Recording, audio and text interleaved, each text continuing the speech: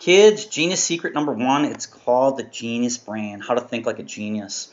So a couple things. Personally, I think that this is one of the most important things that I teach.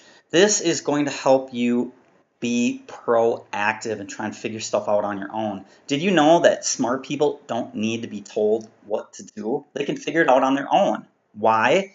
I believe it's because they have this characteristic, the genius brain. When you ask questions, you're able to select appropriate behavior. Now, here's the whole trick. You have to be what's called cognizant. That means pay attention to your environment. When you open up your eyes and become aware of what's in front of you and ask these questions, you get answers. The questions that you should ask are simply who, what, where, when, why, and how. Once you ask those questions, what we're going to do now is relate those answers that you got from the questions, who, what, where, when, why, and how, back to previous information that you collected. Have you seen that before? Have you seen a person like that before? What about those shoes? Have you been in a coffee shop before? What do you know from past experience? That's going to help you, A, predict the correct behavior for the outcome you're seeking. Now, how are we going to use this? One, we are going to use this for ACT. We are going to use this for analyzing teachers and predicting questions. We are going to use this in this program to help you with job interviews. And finally, we are going to use this when you go to school and try and make new friends. When you come back over here, who, what, where, when, why, and how help you figure out who we have in front of us. The author of this ACT passage, is it a man or is it a woman? What's the subject matter? Where do you think they're going? When they write this passage, what do you think that they find interesting about the subject matter? What types of questions may they ask? Okay? Teachers, when you ask these questions, who, what, where, when, why, and how, have I ever seen anyone that looks like that? What about those shoes?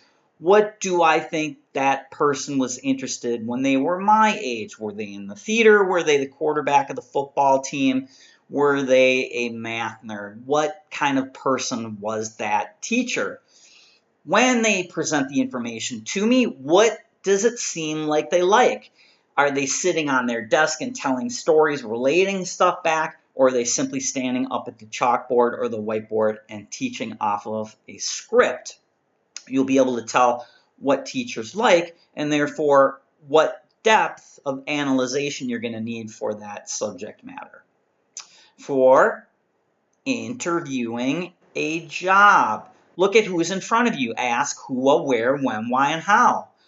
Do you think when you go for a job at Burger King that you're going to want to talk about your ACT score that's above 30? Do you think the assistant manager probably got a 30 or above on their ACT? Probably not. If they had that kind of a score, they wouldn't be working at Burger King. So maybe what you would want to do is try and talk about your work ethic. Hey, I'm a hard worker, I'm reliable, I'm going to make sure that I come here, I'm going to not be late, I'm not going to leave early, I'm not going to goof around.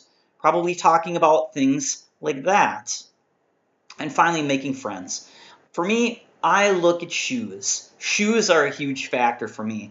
People love shoes. Shoes tell the story, especially for women. Women have 3 times as many shoes as men do. However, men select their shoes as well. Are they comfortable shoes? Are they hacker shoes? Are they shoes that are fancy? Are they expensive or are they cheap? Shoes help you predict who that person is and what their values are. The genius brain, kids, when you ask these questions, who, what, where, when, why, and how, you're able to predict the future, help you select the appropriate behavior for the outcome that you're seeking, whether it's in ACT or making friends. Thanks for watching. Bye for now.